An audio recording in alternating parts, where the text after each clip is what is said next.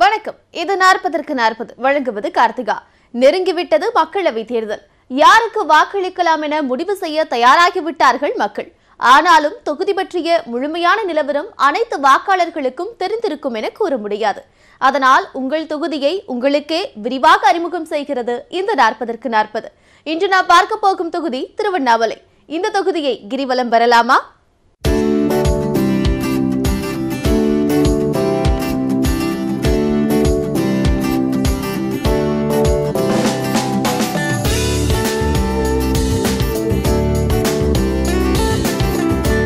திருவண்ணாமலையின் பெயர் காரணம் மட்டுமல்ல, அடையாளமும் அண்ணாமலையார் கோயில்தான்.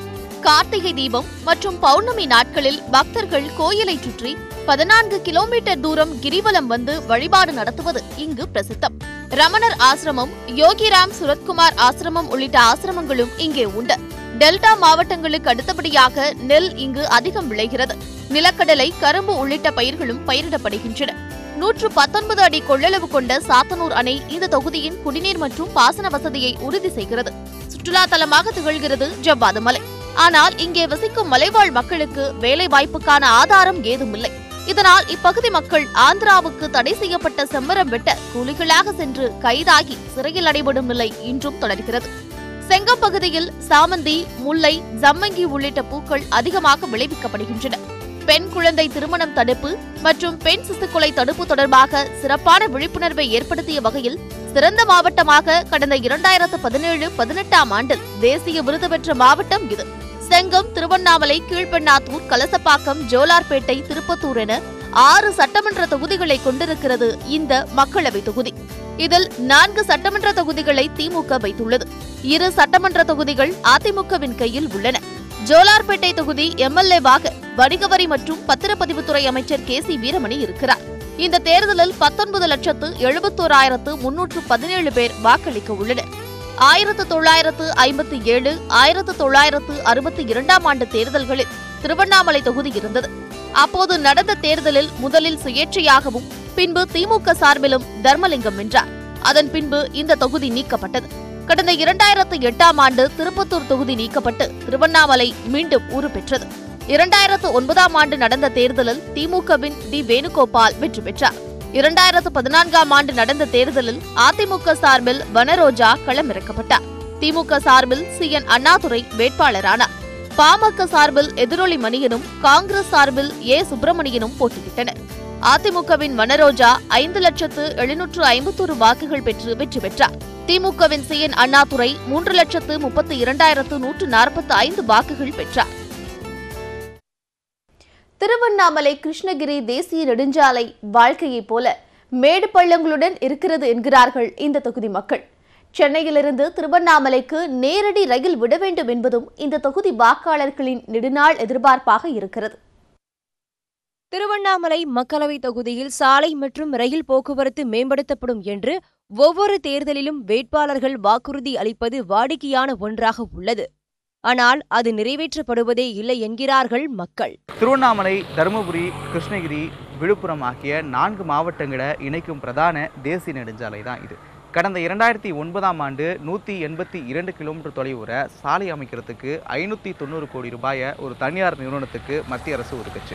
2009 2013 வரை சாலை அமைக்கும் பணிகள் நடந்து வந்துச்சு. அதன் பிறகு என்ன காரணத்தினாலேயோ சாலை அமைக்கும் பணிகள் நிறுத்தப்பட்டுச்சு. குண்டும் குழியுமா இருக்கக்கூடிய இந்த சாலையில பல விபத்துகள் ஏற்பட்டு உயிர் சேதங்கள் ஏற்பட்டிருக்கு. ஆன்மீக தலமான திருவண்ணாமலைக்கு ஆண்டுதோறும் கிரிவலத்திற்காக லட்சக்கணக்கான பக்தர்கள் வந்து செல்கின்றனர். பெங்களூர், கிருஷ்ணகிரி, தருமபுரி பகுதிகளில் இருந்து மேல்மருவத்தூர் ஆலயத்திற்கு செல்லும் பக்தர்களும் திருவண்ணாமலை வழியாகவே செல்கின்றனர். இதை கருத்தில் கொண்டு பக்தர்களின் வசதிக்காக தேசிய நெடுஞ்சாலை அமைக்கும் பணி தொடங்கியது.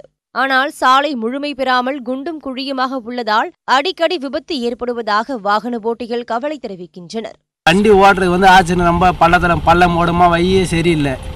இது ஆரம்பிச்சது இப்போ 4-5 வருஷத்துக்கு ஆக போகுது. இன்னும் முடிக்காம இருக்கிறாங்க. ஆக்சிடென்ட் அதிகமாகுதா? ஆக்சிடென்ட் இந்த ஏரியாவிலலாம் அந்த பைபாஸ் ஏறுது பாருங்க. இந்த வையே போய் அங்கே பைபாஸில் ஏறும். அந்த ரோடு ஏறுற இடத்துல அடிக்கடி ஆக்சிடென்ட் ஆகினே இருக்குது. அந்த ஐயம்பாளையம் பஸ் ஸ்டாப்பில் வண்டியை ஓட்ட முடியலைங்க. ரொம்ப மோசமாக இருக்குது. இந்த 4-5 வருஷமாக அப்படி எந்த ஆட்சியிலும் இந்த மாதிரி இல்லை. வர எம்பிங்களாம் யாருமே எதுவுமே கண்டுக்க மாட்டேன்றாங்க. இது எப்படி ஆகுது இதுங்க? இது இந்தமாரி இருந்தாக்கா நாங்களாம் மோட்டாரில் இருக்கிறவங்க தொழில் செய்யறது இல்லையான்னு ஒன்றுமே புரிய முடியலங்க. அவ்வளோ கடும் மோசமாக இருக்குதுங்க. நைட்டில் ஆம்புலன்ஸுக்கு ஒரு 108க்கு ஃபோன் பண்ணி ஆம்புலன்ஸ் வாங்கினா கூட வரணும்னா கூட ரொம்ப ரொம்ப கஷ்டமாக இருக்குதுங்க. இதுவரை சாலை அமைக்கப்படாததால் நிலத்தை கைப்பற்றி என்ன பயன் என பொதுமக்கள் கேள்வி எழுப்பி உள்ளனர். அடிக்கடி விபத்து ஏற்பட்டதால் தகுதியற்ற சாலை என கீழமை நீதிமன்றம் தடை விதித்தது. இருந்தபோதும் சென்னை உயர்நீதிமன்றம் அந்த தடையை நீக்கியதுடன் பணியை துரிதமாக முடிக்க உத்தரவிட்டது. எனவே விரைவில் சாலை பணிகள் தொடங்கப்படும் என அரசு தரப்பில் தெரிவிக்கப்பட்டுள்ளது. இன்னைய தேதியில் 468 கோடிக்கு ஒரு லோயஸ்ட் கொட்டேஷனை நாங்கள் செலக்ட் பண்ணிட்டோம். கோட் ஆஃப் கான்டக்ட் வந்ததுனால இப்போ ஒர்க்கை நாங்கள் நிறுத்தி வச்சுருக்கோம்.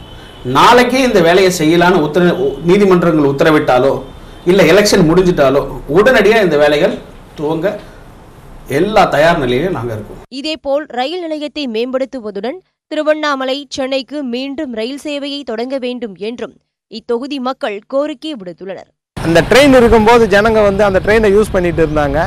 அதை பிராட் கேஜாக மாற்றினதுக்கு அப்புறம் அந்த ட்ரெயினை நிறுத்திட்டாங்க. அதனால் விவசாயிகளும் பக்தர்களும் பெரிய அளவில் பாதிக்கிறாங்க. இப்போ அடுத்து வர எம்பிங்கள் இந்த ட்ரெயினை திரும்பவும் அந்த திருவண்ணாமலையிலிருந்து சென்னைக்கு போகிற ட்ரெயினை திரும்பவும் நடைமுறைப்படுத்தினா நல்லாயிருக்கும். இங்கே திருவண்ணாமலைக்கு பஸ் அதிகமாக இருக்கிறதுனால திருவண்ணாமலைக்கு ட்ரெயின் வசதி இல்லை. அந்த ட்ரெயின் வசதி வரணும். ட்ரெயின் வசதி இப்போ சென்னைக்கு போனோம்னா ரொம்ப கஷ்டப்படுறாங்க. அதை நீங்கள் சென்னையிலேருந்து இங்கே விழுப்புரம் போயிட்டு தான் இங்கே திருவண்ணாமலைக்கு வர வேண்டிய சூழ்நிலை. இல்லை காட்பாடி சென்னையிலேருந்து காட்பாடி போயிட்டு தான் இங்கே திருவண்ணாமலைக்கு வரணும். திருவண்ணாமலைக்கு ஒரு டைரெக்டாக ஒரு ரயில் இருந்தால் நல்லாயிருக்கும்.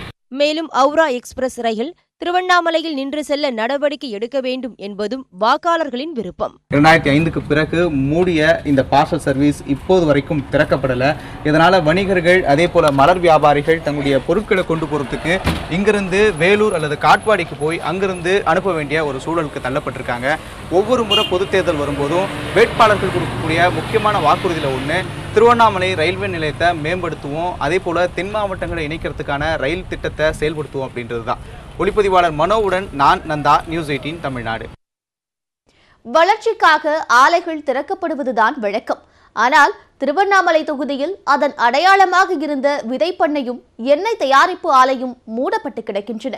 இதோடு சாத்தனூர் அணையை தூர்வாறுதல், ஜவ்வாதுமலை கிராமங்களில் அடிப்படை வசதிகள் செய்து கொடுத்தல் என புதிய எம்பியை எதிர்பார்த்து ஏகப்பட்ட பணிகள் காத்திருக்கின்றன. விவசாயத்தை பிரதானமாக கொண்ட பகுதி என்பதால் மேல் செங்கத்தில் 1971ஆம் ஆண்டு சுமார் 11,500 ஏக்கர் பரப்பளவில் விதைப்பண்ணை அமைக்கப்பட்டது. இங்கு தயாராகும் விதை இந்தியா மட்டுமின்றி வெளிநாடுகளுக்கும் ஏற்றுமதி செய்யப்பட்டது. ஆனால் முறையாக பராமரிக்காததால் தற்போது மூடப்பட்டுள்ளது.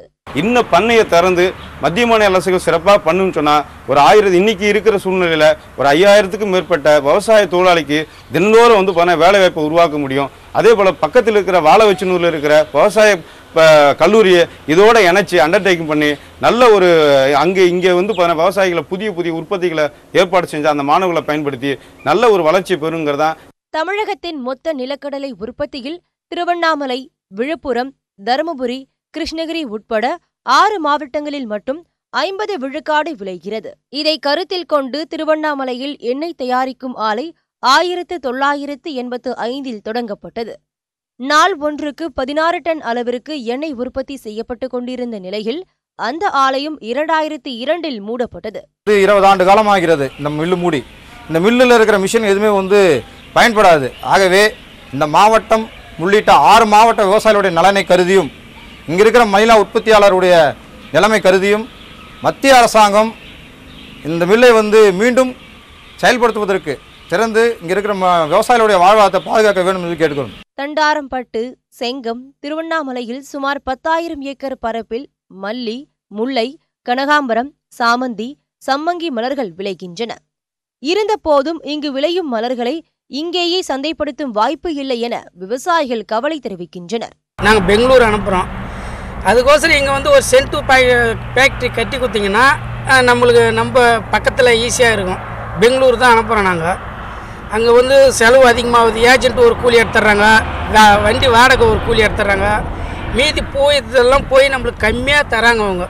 ஒரு சென்ட் ஃபேக்ட்ரி ஒன்று இங்கே ரெடி பண்ணி கொடுத்தா ரொம்ப இதுவாக இருக்கும். 1953 கட்டி முடிக்கப்பட்ட 119 அடி உயரம் கொண்ட சாத்தனூர் அணையை இதுவரை தூர்வாராததால் 45 அடி வரை சேர் நிறைந்திருப்பதாக மக்கள் குற்றம் சாட்டியுள்ளனர். இனி வரும் காலங்களாவது வேளாண்மை நல்லா இருக்கணும்னாக்கா, ஏன்னா உழவன் தான் நாட்டினுடைய முதுகெலும்புன்னு சொல்கிறாங்க. எனவே சாத்தனூர் அணை தூர்வாரினா தான் நிலத்தடி நீர் மட்டம் ஏறாதான் விவசாய உற்பத்தி பெருகணும் தெரிஞ்சு. கிழக்கு தொடர்ச்சி மலைகளின் தொடர்ச்சியாக 260 சதுர கிலோமீட்டர் பரப்பில் பறந்து விரிந்து காட்சியளிக்கிறது சவ்வாது மலை. இங்கு 200க்கும் அதிகமான குக்கிராமங்கள் உள்ளன. இங்கு வாழும் பழங்குடியினரான மலையாளிகள் எந்த ஒரு அடிப்படை வசதிகளும் இல்லை என்கிறார்கள். பாத்ரூம் வசதியெல்லாம் இல்லை. இது வரைக்கும் யாரும் கட்டுறதும் இல்லை, கட்டித்தரவும் இல்லை. நாங்களும் யாரும் எத்தனை பேர் கேட்டுக்கிறோம், வர அதிகாரிங்க கிட்ட சொல்கிறோம். இது வரைக்கும் யாரும் செஞ்சதில்லை. ஆனால் இதுக்கு மேல் செய்கிறாங்களே என்னன்னு தெரிஞ்சதும் இல்லை. நாங்களும் கேட்கணும். ரோடு வசதி இல்லை. ஒரு கர்ப்பிணி பெண்ணுங்க மாசமாக இருந்தாலும் அவங்கள தூக்கின்னு போய் தான் ஹாஸ்பிட்டலுக்கு கூட்டின்னு போனோம். ஜமுனாமத்தூர் தான் ஹாஸ்பிட்டலு. சாலை வசதி அறவே இல்லாத இந்த கிராமங்களை சென்றடைய அடர்ந்த வனப்பகுதியில் சுமார் 7 கிலோமீட்டர் வரை நடந்தே செல்லும் அவலநிலை நீடிப்பதால் மாணவிகள் பலர் இடையிலேயே படிப்பை நிறுத்தி விடுகின்றனர். எங்களுக்கு ஓடு கேட்குறாங்க, போடுற வரைக்கும் இது செய்கிறாங்க அது செய்கிறோம் அப்படின்னு சொல்கிறாங்க. ஏன்னா அப்புறமா பார்த்தா எதுவுமே காணும். ரோட்டு வச்சு செஞ்சு கொடுக்குறேன்றாங்க, தண்ணி வசதி செஞ்சு கொடுக்குறேன்றாங்க. மலைவாழ் மக்கள் ரொம்ப பாதிக்கப்படுறாங்க. கிட்டத்தட்ட 50 ஆண்டு காலம் அப்படியே பின்னோக்கிய ஒரு வாழ்க்கையை இந்த மக்கள் வாழ்ந்துட்டு வராங்க. ஒவ்வொரு முறை பொது தேர்தல் வரும்போதும் இந்த மக்களுக்கு கொடுக்கக்கூடிய வாக்குறுதியில் முக்கியமான ஒன்று, தங்களுடைய அடிப்படை வாழ்வாதாரத்தை மேம்படுத்துறதுக்கு முயற்சி செய்வோம் அப்படின்னு தான் இப்போ வரைக்குமே அந்த வாக்குறுதிகள் வெறும் வாக்குறுதியாக மட்டும்தான் இருக்குது. இந்த மக்களோட அடிப்படை தேவைகளை பூர்த்தி செய்கிற வேட்பாளருக்கு தான் தங்கள் வாக்கு அப்படின்னு இந்த மக்கள் ஒருமித்த குரலோட முடிவெடுத்திருக்காங்க. ஒளிப்பதிவாளர் மனோவுடன் நான் நந்தா, நியூஸ் 18 தமிழ்நாடு. குடிநீர் உள்ளிட்ட அடிப்படை பிரச்சினைகளுக்கு தீர்வை எதிர்நோக்கியுள்ள திருவண்ணாமலை தொகுதி வாக்காளர்கள் யாரை பிரதமராக தேர்ந்தெடுக்க விரும்புகின்றனர் என இந்த தொகுப்பில் பார்க்கலாம். நாடாளுமன்ற தேர்தல் வரும்போது யாருக்கு உங்களுடைய வாக்கு? இப்போ இது வரைக்கும் முடிவு பண்ணல சார். லாஸ்ட் டைம் நான் வேட்பாளராக நின்னேன். எங்கள் தொகுதியில் ஏகப்பட்ட பிரச்சனை இருக்குது. அப்போ எனக்கு வெற்றி வாய்ப்பு கிடைக்கல. அதனால் அதை பற்றி நான் எதுவும் பேச விரும்பலை. சொல்லுங்கள். எந்த கட்சியில் நீங்கள் வேட்பாளராக? சுயேட்சை எனக்கு. அப்போ உங்கள் தொகுதியினுடைய பிரச்சனை உங்களுக்கு நல்லா தெரியும். இந்த மக்களோட அடிப்படை பிரச்சனைகள் என்னவா இருக்குது? இன்றைக்கி ஏகப்பட்ட பிரச்சனை இருக்குது. 1 2 இல்லை. அத்தியாவசிய தேவை எதுவுமே இது வரைக்கும் பூர்த்தி ஆகலை. தேர்தல் வரப்போகுது, யாருக்கு ஓட்டு போட போகிறீங்க? இது அன்புமணி கூட்டணி இடையில போடுறோம். வேலைக்கு என்ன காரணம்? எங்கள் ஜாதி கட்சிக்காக போடுறோம். கூட்டணி என்ன செய்யணும் ஜெயிச்சிடுறது தொகுதியில்? என்ன செய்யறாலும் செய்யல. அதான பேர் பிரச்சனை. அது எங்கள் கட்சிக்காக தான் போடுறோம். தேர்தல் வரப்போகுது, யாருக்கு ஓட்டு போட போகிறீங்க? அது என்னுடைய சொந்தம் இருப்போம். யாருக்கும் சொல்ல மாட்டேன். யார் நாட்டுக்கு நல்லது செய்கிறாங்களோ அவன் தான் தேர்ந்தெடுக்கணும். அடுத்து பிரதமராக மோடி வரணுமா ராகுல் வரணும்? ராகுல் வந்தால் நல்லா இருக்கும். மோடி வந்து அனுபவிச்சது போதும். ஆனால் ராகுல் வந்தால் கொஞ்சம் நல்லா இருக்கும். என்ன காரணம், ஏன் வரணும்? அவர் ரொம்ப மக்களுக்கு மோடி ரொம்ப இது பண்ணிட்டாரு. 2000 நோட்டு அது இதுன்னு சொல்லிட்டு ரொம்ப கொடும்படுத்திட்டாரு. தேர்தல் வரும்போது உங்களுடைய வாக்கு யாருக்கு? என்னோட வாக்கு நோட்டாங்க. என்ன காரணம்? ஏன்னா இப்போ இருக்கிற அரசியல்வாதிகள் யாருமே ஒழுங்காக இல்லை, சொல்கிறதே செய்யறதில்ல. அதனால் எதுக்கு இவங்களுக்கு போடணும்? நோட்டாக தான் போடணும். உங்கள் கடந்த முறை இருந்த நாடாளுமன்ற உறுப்பினர் வனரோஜாவுடைய செயல்பாடுகள் எப்படி? வனரோஜான்னு எனக்கு இருந்தாங்கன்னு பேர் மட்டும் தான் தெரியும். மற்றபடி அவங்க என்ன பண்ணாங்க ஏது பண்ணாங்கன்ற விஷயம் தெரியலையே. வீட்டுக்கு ஒரு வேலை வாய்ப்பு திட்டம் 76ல் எங்கள் வீட்டுக்காரர் வேலைக்கு போனார். அதாவது எங்கள் வீட்டுக்காரர் நானும் படிச்சிருந்தேன், எங்கள் வீட்டுக்காரும் படிச்சிருந்தாரு. எங்கள் வீட்டுக்காருக்கு வேலை கூட நான் எழுதி கொடுத்தா அவருக்கு வேலை கொடுத்தாங்க. அப்பயே வீட்டுக்கு ஒரு வேலை வாய்ப்பு திட்டத்தை இந்திரா காந்தி 13 அம்ச கோரிக்கையில் கொண்டு வந்தாங்க. அதை வச்சு நாங்கள் எப்பயுமே காங்கிரஸ் தான். நாங்கள் இப்போ உங்கள் தொகுதியில் வனரோஜா எம்பியுடைய செயல்பாட்டில் எப்படி இருந்துச்சு? இல்லை, ஒன்றுமே கிடையாது. ரோடு போடல, காவா போடல, ஒன்றுமே போடல. ஓட்டு வாங்க வந்ததோட சரி, 2வது வரவே இல்லை. யாருக்கு உங்களுடைய ஓட்டு? சென்ட்ரலில் மோடி, இங்கே திமுக. திமுக. என்ன காரணம்? சென்ட்ரலில் மோடி என்ன காரணம்? மோடி இந்த இந்தியா லெவலில் இருக்காலும் ஓரளவுக்கு அவர் செய்கிறாரு, நல்லா செய்கிறாரு. உங்கள் தொகுதியில் வனரோஜா எம்பியுடைய செயல்பாடு எப்படி இருந்துச்சு? அதெல்லாம் சாத்தனூர் டேம் தூர் வரணும். தண்ணி பிரச்சனை, முதல்ல குடிநீர் பிரச்சனைக்கு தான் முக்கியத்துவம். போன முறை இருந்த எம்பி வனரோஜாவுடைய செயல்பாட்டில் எப்படி இருக்கு? தொகுதி பக்கம் வந்திருக்காங்களா? வந்திருப்பாங்க, நான் பார்த்தேன். நீங்கள் பார்த்ததில்லை. இப்போ ஓட்டுக்கு பணம் கொடுத்தா வாங்குவீங்களா? வாங்க மாட்டேன். அடுத்து பிரதமராக யார் வரணும்னு நினைக்கிறீங்க? யார் வந்தால் என்ன பண்ண போகுது?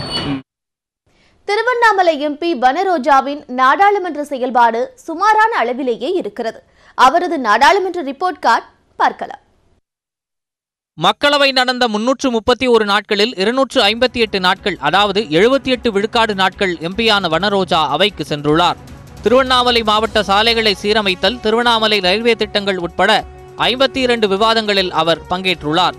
21 சிறப்பு கவன ஈர்ப்புகளிலும் அவர் பங்கெடுத்துள்ளார். சென்னை கோவை சாலை திட்டம், தமிழக சுங்கச்சாவடிகளின் வசூல் உள்ளிட்டவை தொடர்பாக 394 கேள்விகளையும் எழுப்பியுள்ளார். திருவண்ணாமலை தொகுதி மேம்பாட்டிற்காக 22 கோடியே 50 லட்சம் ரூபாய் நிதி ஒதுக்கப்பட்டதில் 19 கோடியே 52 லட்சம் ரூபாய் செலவிட்டுள்ளார். திருவண்ணாமலையில் கடந்த தேர்தலைப் போலவே இந்த முறையும் அதிமுகவும் திமுகவும் நேருக்கு நேர் மோதுகின்றன. அதிமுக சார்பில் தற்போது எம்பியாக உள்ள வனரோஜாவுக்கு பதிலாக முன்னாள் அமைச்சர் அக்ரி கிருஷ்ணமூர்த்தி போட்டியிடுகிறார். திமுக சார்பில் கடந்த முறை களம் கண்ட CN அண்ணாதுரையே இந்த முறையும் மோதுகிறார். இந்த தொகுதியில் உள்ள முக்கிய வேட்பாளர்களின் பின்னணி என்ன பார்க்கலாம். அதிமுக சார்பில் போட்டியிடும் அக்ரி SS கிருஷ்ணமூர்த்தி BSc வேளாண்மையும் சட்டப்படிப்பும் படித்தவர். வேளாண்மை அலுவலராக அரசு பணியில் 5 வருடம் பணியாற்றிய பின்பு விலகியவர். 1978 முதல் அதிமுகவில் உள்ள அக்ரி கிருஷ்ணமூர்த்தி 1996இல் போலூர் சட்டமன்ற தொகுதியிலும் 1998இல் திருப்பத்தூர் மக்களவை தொகுதியிலும் போட்டியிட்டு தோற்றுள்ளார். 2006, 2011 ஆண்டுகளில் கலசப்பாக்கம் தொகுதியில் இருந்து தேர்ந்தெடுக்கப்பட்டார். வணிக வரி, இளைஞர் நலன் மற்றும் வேளாண்மைத்துறை அமைச்சராக பணியாற்றியுள்ளார். தற்போது அதிமுகவின் விவசாய அணி செயலாளராக இருக்கிறார். திமுக சார்பில் போட்டியிடும் 45 வயதான CN அண்ணாதுரை BCom படித்துள்ளார். திருவண்ணாமலை அருகே உள்ள தேவனாம்பட்டு கிராமத்தை சேர்ந்தவர். திருவண்ணாமலை தெற்கு மாவட்ட இளைஞரணி அமைப்பாளராக இருக்கிறார். விவசாயம் மற்றும் கட்டுமான தொழிலில் ஈடுபட்டு வருகிறார். கடந்த தேர்தலில் இதே தொகுதியில் போட்டியிட்டு அதிமுகவின் வனரோஜாவிடம் தோற்றார். அம்மா மக்கள் முன்னேற்றக் கழகத்தின் சார்பில் போட்டியிடும் ஞானசேகர் அக்கட்சியின் வேலூர் மேற்கு மாவட்ட அம்மா பேரவை செயலாளராக இருக்கிறார். MA வரலாறு படித்துள்ளார். 1988 முதல் அதிமுகவில் பணியாற்றினார். வேலூர் மாவட்டம் திருப்பத்தூரை சேர்ந்தவர். நாம் தமிழர் கட்சி சார்பில் போட்டியிடும் ரமேஷ் பாபு சென்னை வானகரத்தை சேர்ந்தவர். மக்கள் நீதி மையத்தின் வேட்பாளரான அருள் லித்தோ பிரஸ் மற்றும் ரியல் எஸ்டேட் தொழிலில் ஈடுபட்டு வருகிறார். கடந்த 19 வருடங்களாக கமல்ஹாசன் நற்பணி இயக்கத்தில் மாவட்ட செயலாளராக இருக்கிறார். திருவண்ணாமலை தொகுதியில் போட்டியிடும் வேட்பாளர்கள் மக்களின் பிரதான பிரச்சினைகளை தீர்த்து வைக்க பாடுபடுவோம் என கூறியுள்ளனர். அவர்கள் அளிக்கும் வாக்குறுதிகள் என்னென்ன இந்த தொகுப்பில் பார்க்கலாம். விவசாயிகளுடைய கோரிக்கை என்னென்னா, பாசன வசதி இந்த மாவட்டத்தில் ரொம்ப கம்மியாக இருக்குது. இப்போ சாத்தனூர் உள்ளிட்ட பல அணைகள் இருக்குது. அனைத்தையும் தூர்வாரி பாசன வசதியும், அதே போல் அந்த அணையின் மூலம் குடிநீர் ஆதாரமாக விளங்குகிறது. அணையில் உள்ள நீர் குடிநீர் ஆதாரத்தை பெருக்கும் அத்தியாவசிய தேவை பூர்த்தி செய்கின்ற வகையில் செயல்படுது. திண்டிவனத்திலிருந்து ஜோலார்பேட்டைக்கு திருவண்ணாமலை சங்கம் வழியாக புதிய ரயில் பாதை அமைக்க பாடுபடுவேன். இப்போ திண்டிவனத்திலேருந்து திருவண்ணாமலை வரைக்கும் அறிவித்து அந்த பணி கிடப்பில் இருக்குது. இந்த திண்டிவனம் கிருஷ்ணகிரி சாலையை விரைந்து முடித்திட முயற்சி செய்வேன். பாராளுமன்றத்தில் குரல் கொடுப்பேன். வேலூர் மாவட்டத்திலே இருந்து திருப்பத்தூரை தனியாக பிரித்து திருப்பத்தூரை தலைமையிடமாக கொண்டு புதிய மாவட்டம் அமைக்க வேண்டும் என்ற கோரிக்கை வைத்திருக்கிறார்கள். அதை நாங்கள் மாண்புமிகு முதலமைச்சருடைய கவனத்திற்கு கொண்டு சென்றிருக்கிறோம். அதே போல தற்பொழுது ஒகேனக்கல் கூட்டு குடிநீர் திட்டத்தின் மூலமாக அரக்கோணம் வரை சென்று கொண்டிருக்கிற அந்த குடிநீர் பேரூராட்சிகள் நகராட்சிகளுக்கு தற்பொழுது வழங்கப்பட்டிருக்கிறது. அது கிராமங்கள் தோறும் விரிவுபடுத்துவதற்கு தேவையான ஏற்பாடுகளை நாங்கள் மேற்கொண்டிருக்கிறோம். அதே போல் காவிரி தென்பெண்ணையாறு இணைப்பு, தென்பெண்ணையாறு செய்யாறு இணைப்பு, செய்யாறு பாலாறு இணைப்பு போன்ற திட்டங்களை மாண்புமிகு முதலமைச்சருடைய கவனத்திற்கு கொண்டு சென்றிருக்கிறோம்.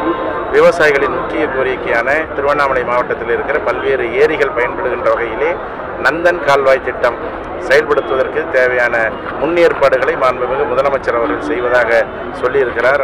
சட்டமன்ற தொகுதி ஒவ்வொரு தொகுதிக்கும் ஒரு தொழில்பேட்டை அமைத்து வேலையில்லாத பட்டதாரிகளுக்கும் வேலையில்லாத இளம் பெண்களுக்கும் வேலைவாய்ப்பு வழங்குறதுக்கு வழி செய்வேன் என்று உறுதி கூறுகிறேன். மற்றும் திண்டிவனத்திலிருந்து திருவண்ணாமலையில் உள்ள ரயில் பாதை மிக மோசமான நிலை ஆமை வேகத்தில் நடைபெற்றுக் கொண்டது. அதை மிக விரைவாக செய்து முடிக்கவும் மற்றும் திருவண்ணாமலையிலிருந்து ஜோலார்பேட்டை வரையிலும் ரயில் பாதையை மேம்படுத்தவும் முயற்சி செய்வேன் என்றும், மற்றும் சங்கம் பகுதியில் உள்ள 11 ஏக்கர் பண்ணை நிலம் தரிசு விவசாய பண்ணை இதாக இருக்குது, கிடப்பில் உள்ளது. அந்த கிடப்பை நல்ல மேம்பாடு செய்து அங்குள்ள வேலை வாய்ப்பு வழங்க, விவசாயிகளுக்கு வாய்ப்பு வழங்க முயற்சி செய்வேன். நிலவரம் பற்றி விரிவாகவும் துல்லியமாகவும் தெரிந்து கொண்டீர்களா? நாளை மற்றொரு தொகுதியுடன் சந்திக்கிறோம். இணைந்திருங்கள். இது நியூஸ் 18 தமிழ்நாடு.